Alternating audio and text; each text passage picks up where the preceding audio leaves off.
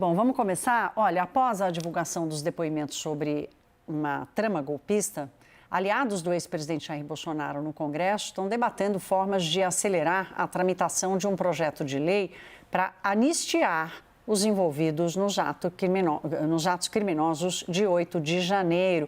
Vamos ao vivo a Brasília agora com a nossa repórter Luciana Amaral. Luciana, boa noite. Muito boa noite, Thaís, e a todos que nos acompanham aqui no WW. A avaliação de aliados do ex-presidente Jair Bolsonaro é de que a situação dele se complicou e, tocando então esse projeto, ele poderia ser incluído nos anistiados de acordo com o texto. Isso, claro, se ele eventualmente for condenado por uma suposta tentativa de golpe de Estado. O projeto, com a tramitação mais avançada nesse sentido, hoje está na Comissão de Constituição e Justiça da Câmara dos Deputados. A CCJ hoje está sob o comando da deputada bolsonarista Caroline de Toni. Ela ainda não deu nenhuma garantia de que um texto nesse sentido vai ser votado lá no colegiado, mas fica mais provável do que no ano passado, por exemplo, quando a CCJ era comandada pelo deputado do PT, Rui Falcão. E nisso vale dizer que a deputada federal Carla Zambelli vai ser chamada para depor para a Polícia Federal. A data ainda não foi definida. Agora, por que ela vai ser chamada? O ex-comandante da Aeronáutica, o Carlos Batista Júnior, disse para a Polícia Federal que a Zambelli teria pedido para ele não deixar Bolsonaro na mão.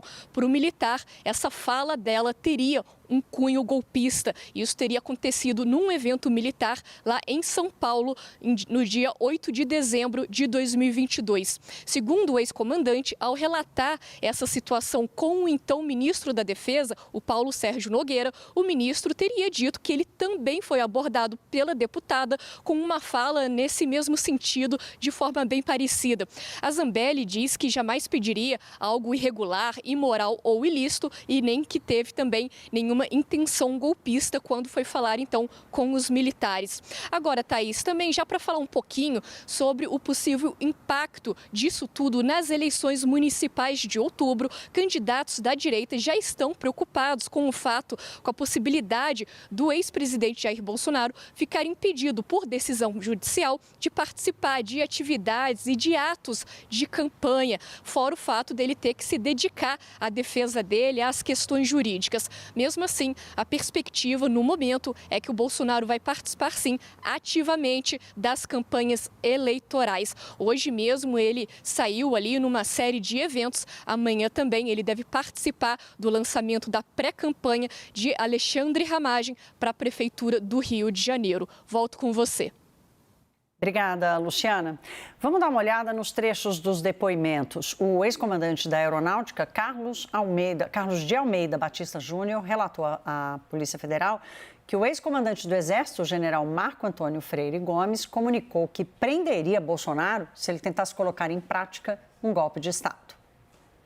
Carlos Batista diz: o então comandante do Exército, general Freire Gomes, afirmou que caso tentasse tal ato, teria que prender o presidente da República.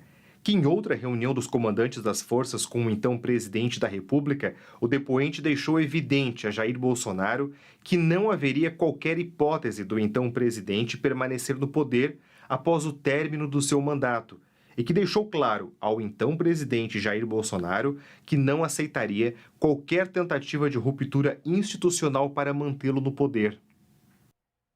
O tenente brigadeiro Carlos Batista Júnior disse também que Bolsonaro questionou a AGU, a Advocacia Geral da União, se era possível fazer alguma coisa contra o resultado das eleições. Vamos ver.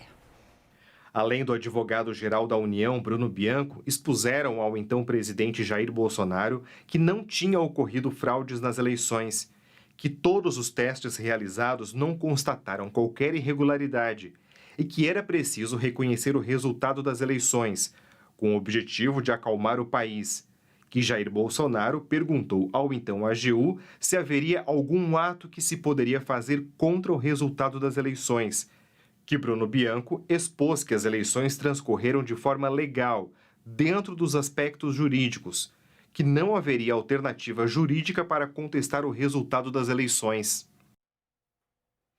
Já o ex-comandante do Exército, o general Marco Antônio Freire Gomes, disse que numa reunião no Alvorada, o ex-presidente Bolsonaro teria apresentado hipóteses para reverter o resultado das eleições. Vamos ver esse trecho. Que se recorda de ter participado das reuniões no Palácio da Alvorada após o segundo turno das eleições, em que o então presidente da República, Jair Bolsonaro, apresentou hipóteses de utilização de institutos jurídicos, como a garantia da lei e da ordem, estado de defesa e estado de sítio em relação ao processo eleitoral. Freire Gomes disse ainda que a minuta golpista que foi encontrada na casa do ex-ministro da Justiça, Anderson Torres, é o mesmo documento que foi apresentado por Jair Bolsonaro aos chefes das Forças Armadas numa reunião em dezembro de 2022. Neste momento, foi apresentado ao declarante cópia do documento apreendido na residência do ex-ministro Anderson Torres, que decretava estado de defesa no âmbito do Tribunal Superior Eleitoral e a constituição da Comissão de Regularidade Eleitoral.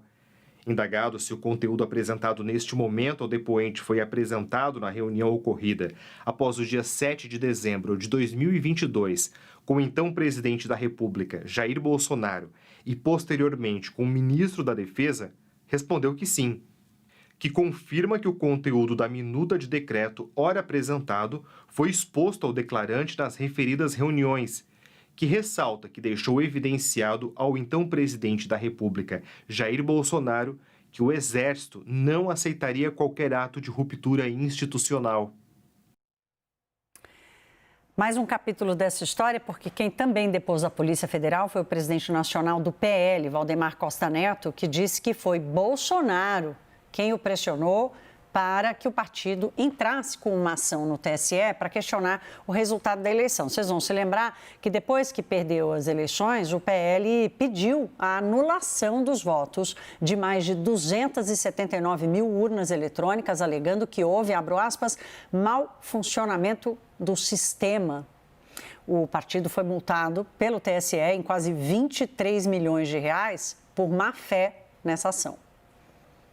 Indagado se o então presidente Jair Bolsonaro insistiu com o declarante para ajuizar ação no TSE, questionando o resultado das urnas eletrônicas, respondeu que quando houve o vazamento do relatório do IVL, os deputados do Partido Liberal e o então presidente Bolsonaro o pressionaram para ajuizar tal ação no TSE. Depois dessa passagem toda por trechos importantes, vamos começar a nossa roda de análise aqui. Vou começar com você, professor, porque uma das conclusões desses depoimentos é de que Bolsonaro está colocado no centro da trama golpista, né? Quer dizer, não é mais uma hipótese, não é mais uma suposta, não é mais uma suposta minuta, nem uma hipótese de reuniões. Como tipificar criminalmente, a partir de agora, como fica a vida do ex-presidente Bolsonaro do ponto de vista do cometimento de crimes? Muito bem. Esses crimes todos que estão sendo aplicados aí rotineiramente pelo Supremo, em relação aos episódios do dia 8 de janeiro, eles valem para o ex-presidente Jair Bolsonaro, né?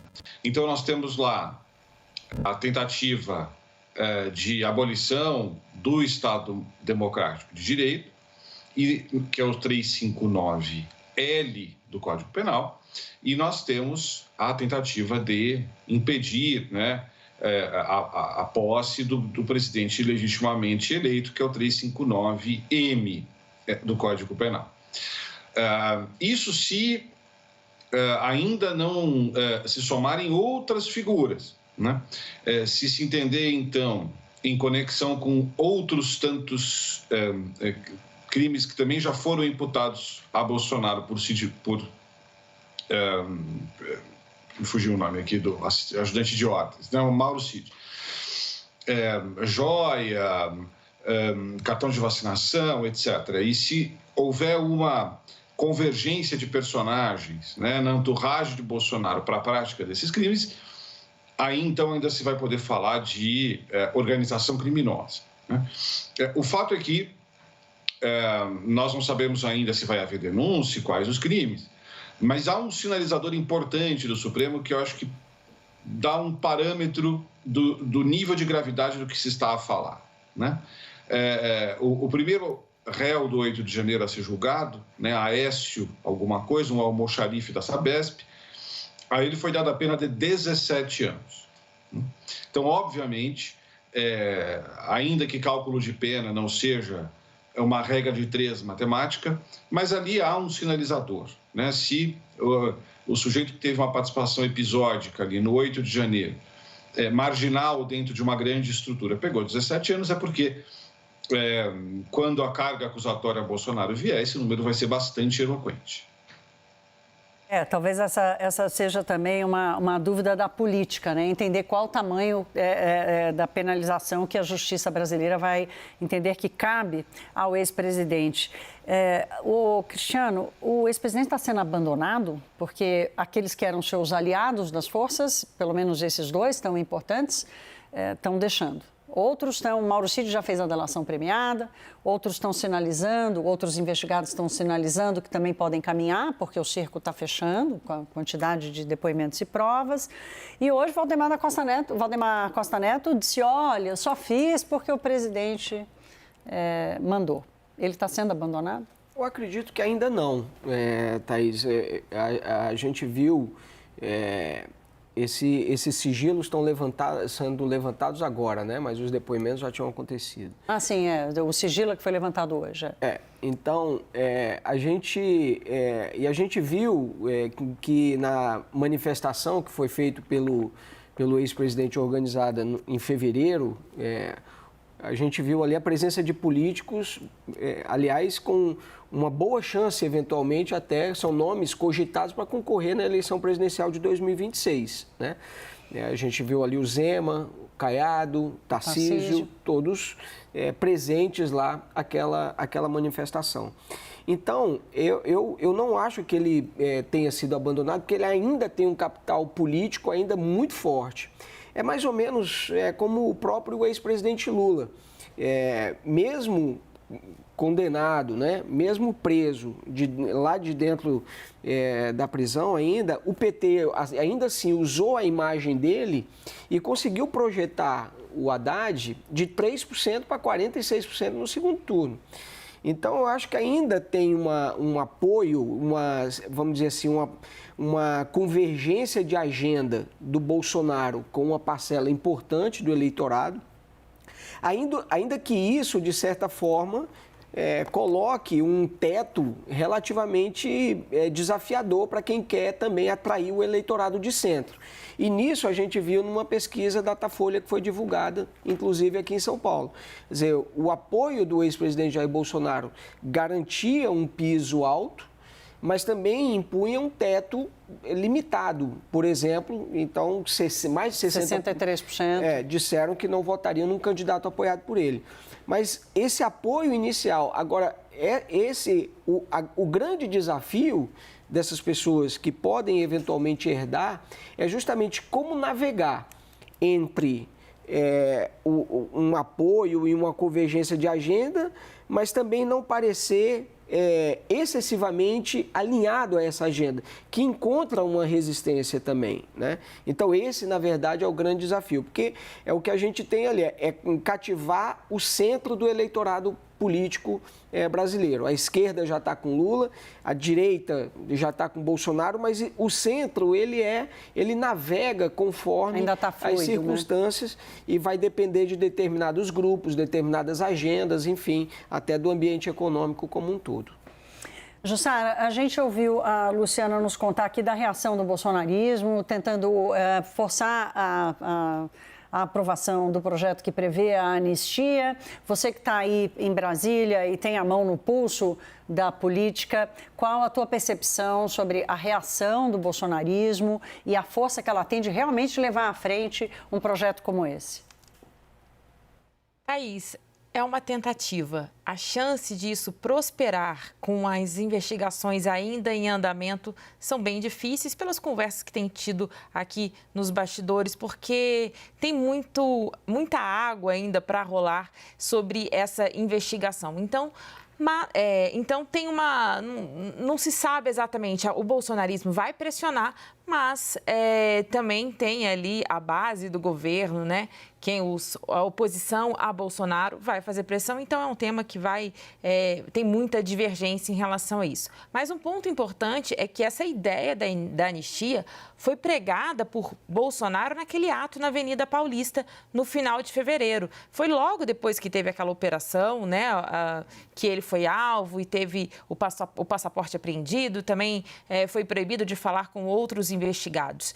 E aí, se a gente observar o que Bolsonaro disse na Avenida Paulista, ele começa a ensaiar a sua defesa. Ali ele prega a anistia para aqueles que estão sendo investigados e já alguns condenados pelos ataques de 8 de janeiro, mas ele também começa a ensaiar ali algum discurso de moderação. Ele fala, eu estava relembrando o que ele disse naquele dia, e além de falar da anistia, ele fala em passar por uma borracha no passado e diz também em pacificar o país.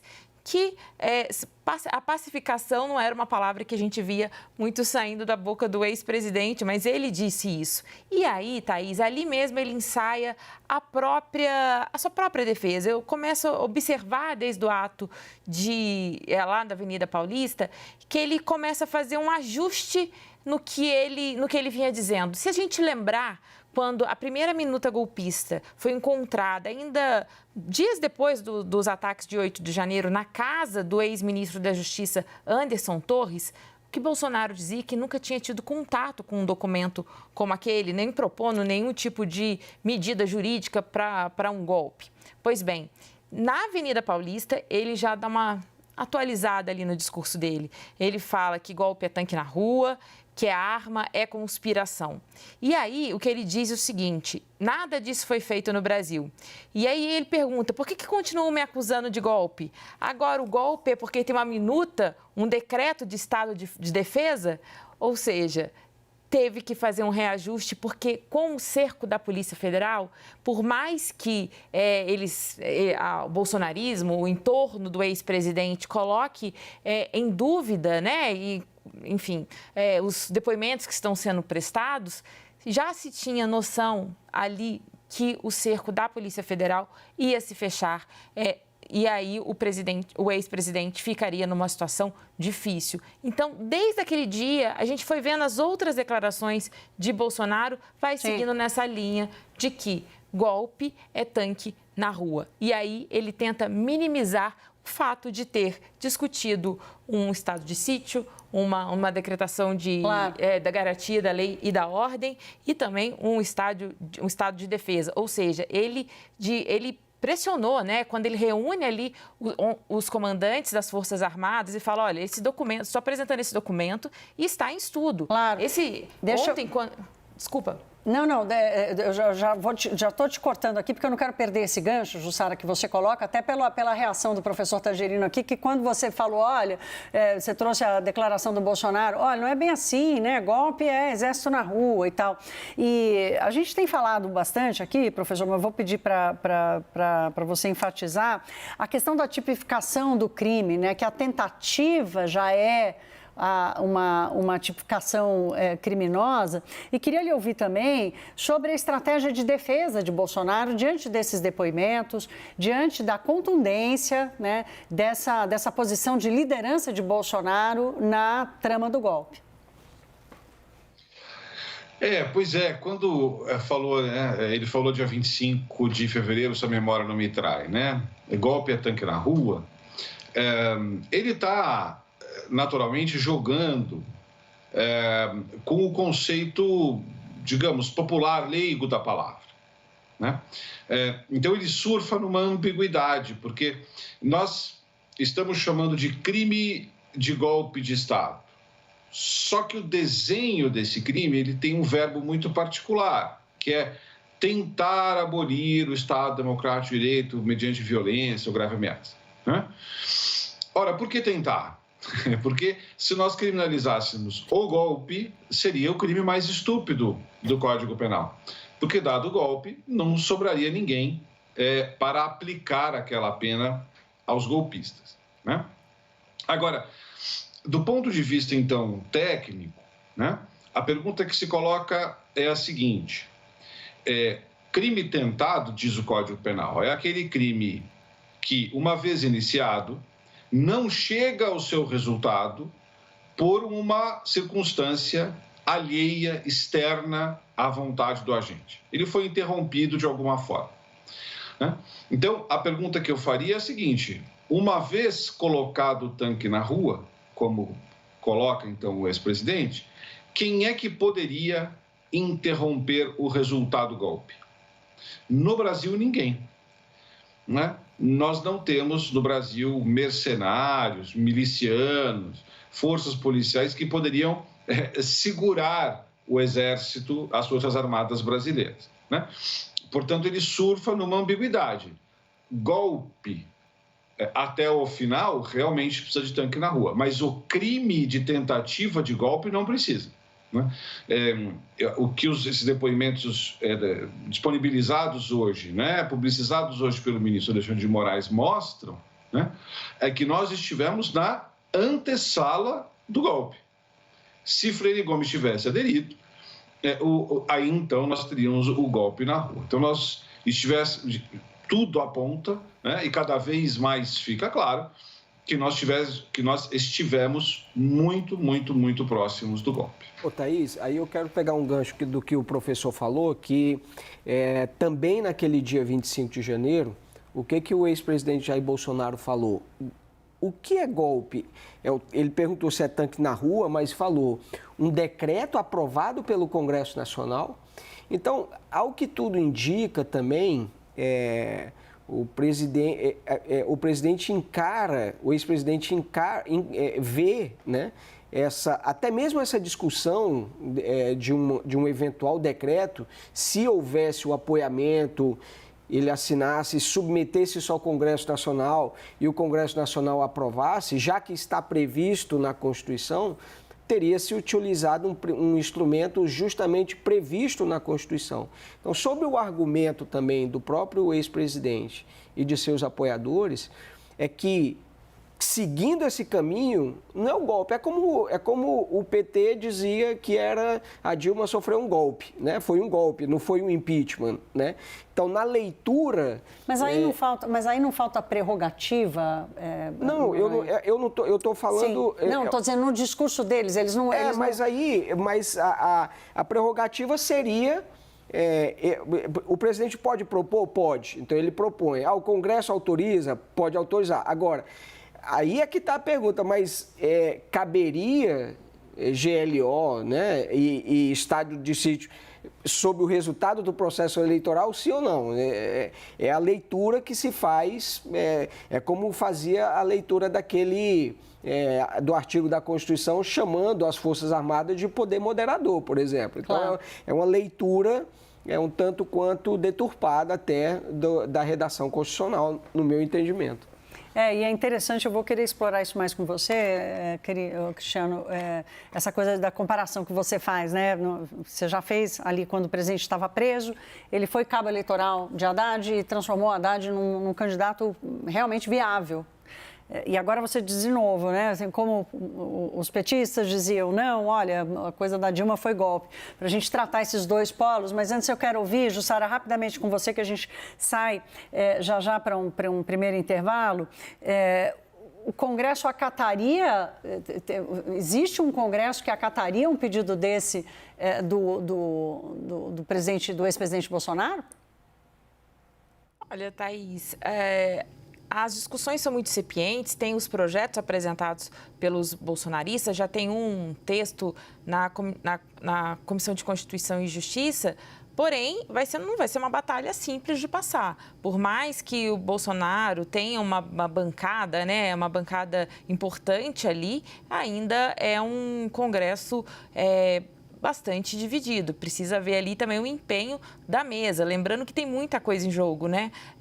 Precisa ali o empenho também do comando da casa para que isso tramite ali com uma certa facilidade, né? Então, tem muitos pontos a serem discutidos. Lembrando que a CCJ hoje está com uma bolsonarista no comando. Então, isso as discussões ainda são muito recentes, né? Vai ter a pressão, vai ter muito barulho. E um ponto importante que vocês estavam comentando e eu estava observando, que num dia como hoje, que coloca Bolsonaro na cena dessa trama golpista, né? E 2 ex-comandantes falando que Bolsonaro de fato pressionou por um golpe, Bolsonaro estava viajando, estava ali no litoral do Rio de Janeiro, na região dos Lagos, e postando ali fotos dele sendo recebido e aclamado pelo povo. Então, quando no começo aqui a gente estava falando, Bolsonaro está isolado, está sendo abandonado, ele conta justamente com essas imagens, com essas fotografias que ele tanto gosta, com esses vídeos, para poder falar assim, não me abandone, porque eu tenho muita força popular, Thaís. Claro. Era quase uma pergunta retórica, né, Cristiano? Se o ex-presidente estava sendo abandonado, porque a gente sabe que ele tem metade do país ainda, ou pelo menos perto disso, entre os eleitores. A gente vai fazer um primeiro intervalinho, daqui a pouco nós voltamos com esse mesmo debate, porque aqui o assunto ainda rende. Na volta, a gente continua falando sobre isso. Eu espero vocês até já.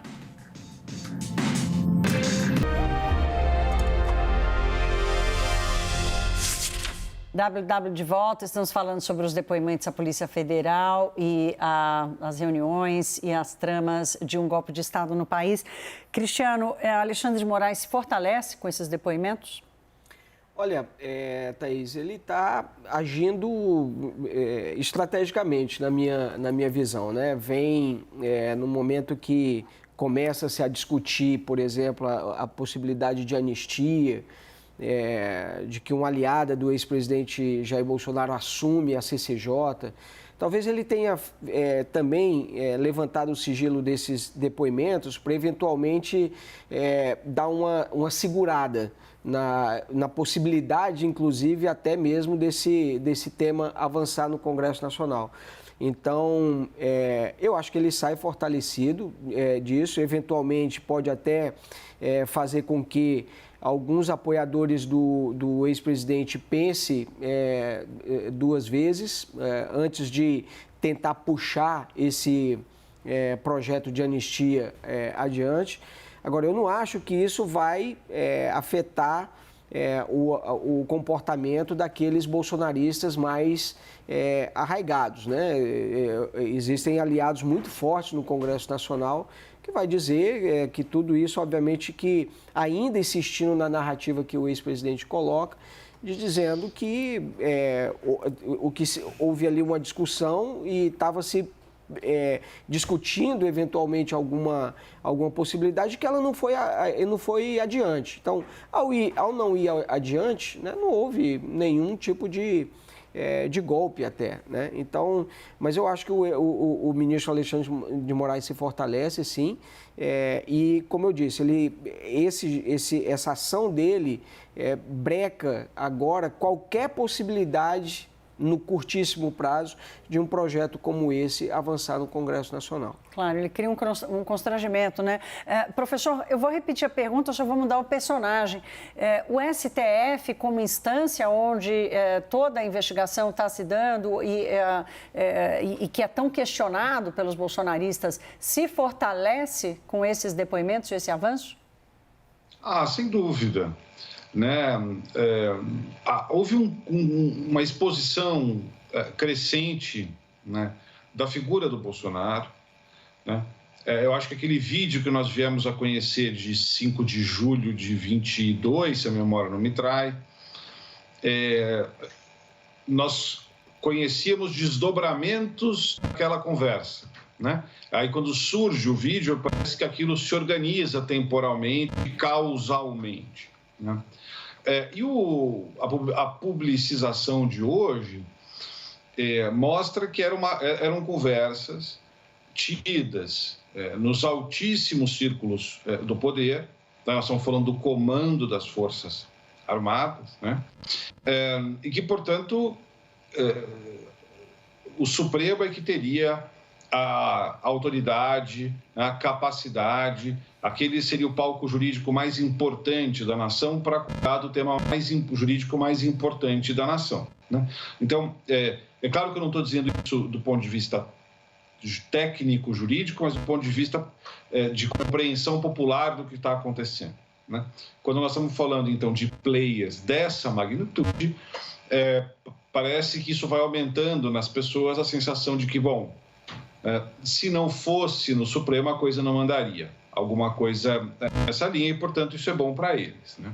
A percepção da legitimação, né? Quer dizer, se a sociedade não legitima o fórum, dificulta, de alguma forma,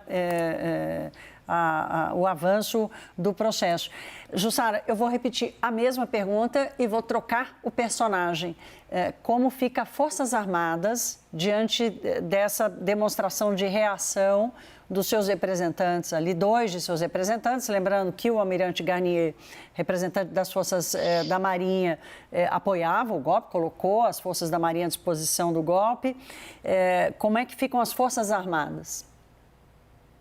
Thaís, a revelação desses 2 depoimentos hoje, né, levantamento do sigilo, na verdade, foi recebido com certo alívio ali na cúpula das Forças Armadas. Porque, como a gente estava contando, Thaís, o que as Forças Armadas elas querem desde o início? Elas têm tentado isso. Têm tentado que quem participou, quem discutiu, quem apoiou, seja identificado. Porque isso ajuda as Forças Armadas a se blindar, ajuda a preservar a instituição. É o que costumam dizer aqui em Brasília alguns oficiais, generais, né, que eu converso bastante, principalmente o Exército, né, quando eu falo dos generais, porque o Exército era ali a força que Bolsonaro é egresso, é um capitão reformado, né, e ele sempre falava, eu acompanhava bastante o governo, ele falava meu Exército. E tem um ponto importante que nos depoimentos, o Carlos Batista Júnior, que era o comandante da Aeronáutica, ele diz que só não houve um golpe, porque Freire Gomes, que era o então comandante do Exército, não topou. Ele rechaçou e ele conta mais. Isso está no depoimento de Batista Júnior, que Freire Gomes ameaçou prender Bolsonaro se ele insistisse nesse plano golpista.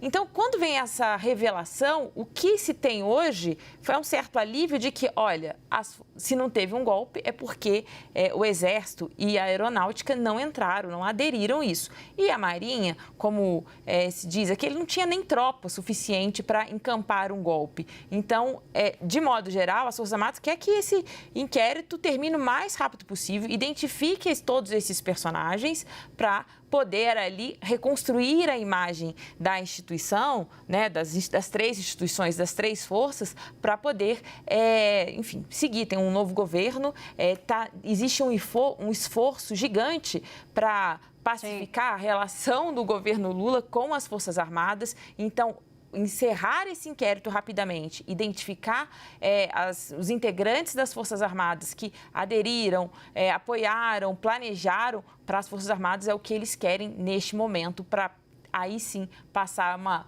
borracha nesse tema e tentar construir uma nova relação daqui para frente, porque de fato os anos de Bolsonaro foram muito ruins para as Forças Armadas, tá aí. Cristiano, você pediu a palavra, mas eu quero te ouvir também sobre a reação do próprio governo Lula, né?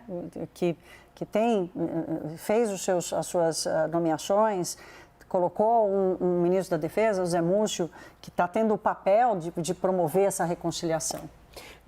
Um ponto interessante aí, Thaís, é o seguinte, muito provavelmente vai haver uma corrente no campo do ex-presidente Jair Bolsonaro, que vai dizer o seguinte, olha,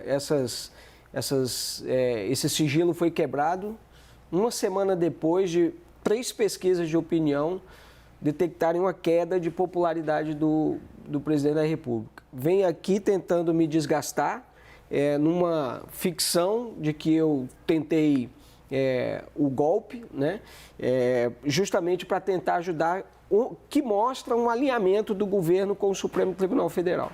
Então, certamente isso vai ser uma vertente eu acredito, de um grupo de apoiadores. Não é mera coincidência a semelhança com outros vazamentos e quebras de sigilo. Exatamente. Então, quando vem essa queda de popularidade, você tem esse tipo de coisa.